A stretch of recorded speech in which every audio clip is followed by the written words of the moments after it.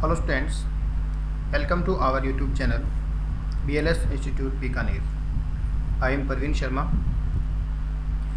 In our online class series, we did 4 accounting terms for the class 11th Commerce. कक्षा 11वीं के लिए जो टॉपिक हम कर रहे थे बेसिक अकाउंटिंग टर्म्स, उसी को आगे बढ़ाते हुए आज के जो इम्पोर्टेंट वर्ड्स हैं वो हम करते हैं अकाउंटिंग टर्मिनोलॉजी में। आज का जो हमारा फर्स्ट वर्ड रहेगा वो है परचेज। क्या रहेगा? वो रहेगा परचेज। परचेज मीन्स जिसको हिंदी में कहते हैं क्रय।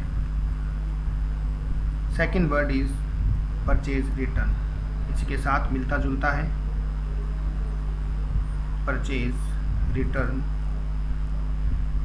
जिसको हम कहते हैं क्रय वापसी। थर्ड जो वर्ड रहने वाला है वो होगा सेल्स, विक्रय। And fourth is sales return, विक्रय वापसी। आज हम इन 4 शब्दों के बारे में बात करेंगे, इनके अर्थ को समझने की कोशिश करेंगे कि क्रय, क्रय वापसी, विक्रय या विक्रय वापसी क्या होता है। देखिए बच्चों, हम समझते हैं what is purchase, purchase return, sales and sales return. One by one बात करते हैं। पहले हम बात कर लेते हैं परचेज की। तो देखिए बच्चों, हम परचेज की बात करें तो आपके दिमाग में परचेज का मीनिंग क्या आएगा? आप कहेंगे सर परचेज का मीनिंग होता है कोई भी वस्तु खरीदना, क्या कहलाएगा? क्रय कहलाएगा। बिल्कुल सही है, कोई भी वस्तु खरीदना क्या कहलाएगा? क्रय कहलाएगा। लेकिन अकाउंटिंग में परचेज को समझना क्यों ज़रूरी है? नॉर्मल आप कोई भी सामान लाए, जैसे आप मोबाइल लेकर आए तो आपने क्या खरीदा? क्या परचेज़ किया? मोबाइल परचेज़ किया। आपने कपड़े परचेज़ किए तो आप कह देंगे कि मैंने कपड़े परचेज़ किए, मैंने कपड़े खरीदे। ठीक है, वो आपने खुद के यूज़ के लिए खरीदे। ठीक है, चाहे आपने कपड़े किसी को गिफ्ट देने के लिए खरीदे तो भी वो क्या कहलाएगा? आपके लिए परचेज़ कहलाएगा, क्रय कहलाएगा। बिल्कुल सही है। लेकिन जब हम अकाउंटिंग की बात करें या बिजनेस ट्रांजैक्शन को रिकॉर्ड करने की बात करें तो उस समय हमें परचेज़ को अलग करना ज़रूरी है। बिजनेस के अंदर परचेज़ 2 तरीके की हो सकती है। 2 तरह के आइटम कौन सी? देखिए, एक तो आपकी आइटम होंगी, आप उन आइटम को परचेज़ करते हैं, वो आइटम है item purchase for sale. Item purchase for sale एक आइटम वो होंगी, वो आइटम जो आप बेचने के लिए खरीद रहे हैं। क्लियर है? दूसरी आइटम वो होगी आइटम परचेज फॉर यूज़। तो हम बिजनेस में 2 तरह की आइटम परचेज कर सकते हैं। 2 तरह की, जैसे देखिए, first is item purchase for sale, ऐसी आइटम जो आपने बेचने के लिए खरीदी। आइटम परचेज फॉर यूज़, जो आपने बिजनेस में यूज़ करने के लिए, उपयोग करने की उद्देश्य से खरीदी। जैसे बात करें, आपका जो बिज़नेस है वो कंप्यूटर का बिज़नेस है। आप क्या बेच रहे हैं? आप बेच रहे हैं आपकी कंप्यूटर की दुकान है, कोई कंप्यूटर शॉप है। ठीक है, तो अब आपने कंप्यूटर खरीदे। क्या खरीदे? कंप्यूटर खरीदे। कंप्यूटर खरीदे, पीसी परचेज़ किए, कुछ पीसी परचेज़ किए, कुछ आपने लैपटॉप परचेज़ किए, ये कुछ आइटम आपने परचेज़ किया।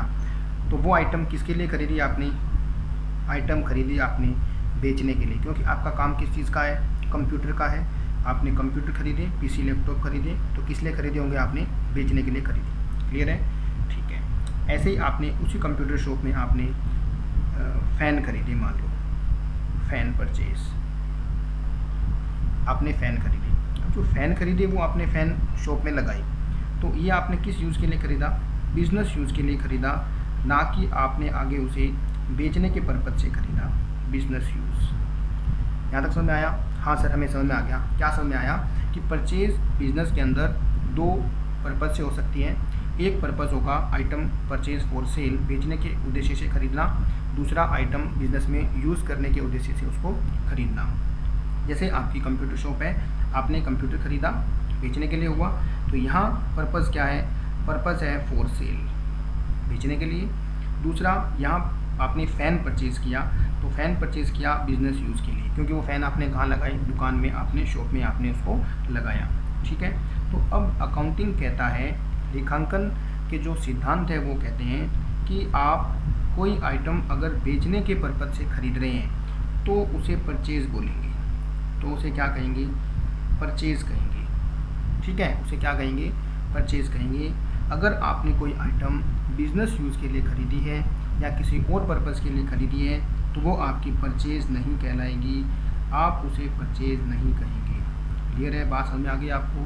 तो purchase of those item for which are purchase for resale purpose, जो आप रीसेल के उद्देश्य से सामान खरीदते हैं वो आइटम क्या कहलाएंगी, वो गुड्स क्या कहलाएंगे, आपका परचेज़ कहलाएगा। कोई भी आइटम आपने बिज़नेस यूज़ के लिए ख़रीदा वो परचेज़ नहीं कहलाएगा। तो सर वो क्या कहलाएगा, बिज़नेस यूज़ के लिए आइटम्स को ख़रीदना वो कहलाएगा एसेट्स। क्या कहलाएगा, वो आपकी संपत्तियाँ कहलाएंगी, वो आपकी एसेट्स बन जाती हैं। क्लियर है यहाँ तक? हाँ सर क्लियर है। ये था परचेज़। ऐसे ही परचेज़ रिटर्न बड़ा सिंपल है, बहुत ही सिंपल है परचेज़ रिटर्न। देखिए परचेज़ रिटर्न नाम से ही क्लियर है, परचेज़ रिटर्न क्रय वापसी। बहुत ही सिंपल है कि ख़रीदा गया माल सप्लायर को वापस करना क्या कहलाएगा, क्रय वापसी कहलाएगा। When goods return to supplier, अब हम हमारे सप्लायर को ख़रीदा गया माल वापस कब करेंगे, तो कुछ कारण होंगे। हो सकता है वो माल डैमेज हो गया हो, आपके पास जब माल पहुंचा तो डैमेज्ड कंडीशन में था, टूटा फूटा माल सप्लाई कर दिया, तो आप उसे वापस कर देंगे। ऐसे अगला कारण क्या हो सकता है, उसने माल को जो भेजा वो आपके अकॉर्डिंग टू ऑर्डर नहीं भेजा। ठीक है, goods not sent according to order, goods not sent according to order, जो आपने उसको ऑर्डर दिया आपके ऑर्डर के अनुसार आपके पास माल नहीं भेजा गया, जबकि माल आपको दूसरा भेज दिया, तो आप उसे रिटर्न कर देंगे, डैमेज्ड गुड्स है। या माल आपको ज़्यादा क्वांटिटी भेज दी उसने, एक्सेस क्वांटिटी, क्या भेज दी, सप्लायर ने आपको एक्सेस क्वांटिटी, आपने मंगाया कम था ज़्यादा भेज दिया, तो अब आपने उसको क्या कर दिया, अपने सप्लायर को माल वापस कर दिया। सिंपल सा है कि when goods return to supplier, आप सप्लायर को जब माल वापस कर देंगे तो क्या कहलाएगा, परचेज रिटर्न कहलाएगा। खरीदा गया माल रिटर्न कर देना वो क्या कहलाता है, परचेज रिटर्न कहलाता है। तो स्टूडेंट्स ये था परचेज और ये है परचेज रिटर्न। ऐसे ही बात करते हैं सेल की। थर्ड नंबर पे सेल, सेल जिसको हिंदी में कहते हैं विक्रय, बेचना। ठीक है, अब देखिए अब सेल किसे कहा जाएगा। जैसे ही हमने परचेज़ किया, किन आइटम्स को बेचने के लिए परचेज़ किया, तो वो आइटम क्या कहलाई, आपकी परचेज़ कहलाई, उसे हम परचेज़ कहेंगे। तो सेल इससे रिलेटेड है कि sale of those item, sale of those item which are purchased for sale, purchased for sale, कि उन आइटम को बेचना जो आइटम बेचने के लिए खरीदी थी, उन्हें क्या कहलाएगा, उन्हें हम कहेंगे सेल कहेंगे। Those are known as sale, उसे विक्रय कहेंगे। उसके अलावा कोई आपने ऐसी आइटम जो बेचने के उद्देश्य से नहीं खरीदी थी, अगर आप उन आइटम्स को बेच रहे हैं तो वो सेल नहीं कहलाएगा। जैसे मान लो जो हमने फ़ैन खरीदी थी, वो फ़ैन मान लो अब आपके, मान लो फ़ैन 3 साल पहले खरीदी थी, फ़ैन ख़राब हो गया, तो अब आप उसको बेच रहे हैं, उस फ़ैन को एज ए स्क्रैप आप बेच रहे हैं, कबाड़ के भाव उसे बेच रहे हैं, तो उसको आप सेल नहीं कह सकते। हाँ, आपने कंप्यूटर बेचा, आपने पीसी बेचे, आपने लैपटॉप बेचा, क्योंकि आपकी बिज़नेस किस चीज़ का है, कंप्यूटर का, आपने कंप्यूटर सेल किया तो सेल कहलाएगा, विक्रय कहलाएगा। अदर आइटम अगर आपने सेल की तो आपकी विक्रय नहीं कहलाएगी। आई होप आपको समझ में आया होगा कि सेल क्या होती है। ठीक है, last is sales return. Sales return, sales return इसको हम विक्रय वापसी कहेंगे। सिंपल सी बात है कि आपने माल बेचा, आप जिनको माल बेचेंगे, जिनको गुड्स सेल करेंगे, वो लोग क्या कहलाएंगे, आपके कस्टमर होंगे। तो when goods return by customer, when goods return by our customer, कि जब हमारा कस्टमर हमें गुड्स रिटर्न कर दे तो वो क्या कहलाएगा, जब ग्राहक द्वारा बेचा गया माल लौटा दिया जाता है तो क्या कहलाता है, सेल्स रिटर्न कहलाता है, विक्रय वापसी कहलाता है। तो हमारा ग्राहक किन कारणों से लौटाएगा, सेम जिन कारणों से हमने माल लौटाया था वही कारण यहाँ ग्राहक के साथ भी हो सकता है। जैसा ग्राहक ने मंगाया, आपने गलती से गलत माल बेच दिया तो आपको ग्राहक वापस लौटा देगा। ग्राहक ने आपको जो रेट तय किया था आपने उसको ज़्यादा रेट लगा दिए, उस वजह से भी ग्राहक आपको वापस माल बेच सकता है। डैमेज्ड गुड्स आपने बेच दिए या रास्ते में टूट फूट हो गई तो ग्राहक आपको माल वापस बेच सकता है। ये कुछ कारण हो सकते हैं जिनकी वजह से ग्राहक आपको माल वापस बेचेगा।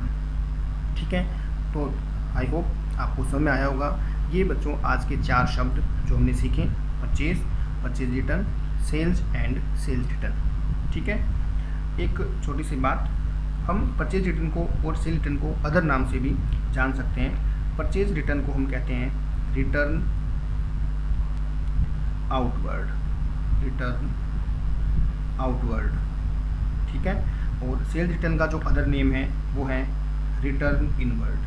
क्या है, return inward, return inward, return outward. Return outward purchase return है, रिटर्न इनवर्ड सेल्स रिटर्न है। क्लियर है? तो आज के लिए इतना ही है। यूट्यूब चैनल को शेयर करें, सब्सक्राइब करें और लाइक करना ना भूलें। Thank you.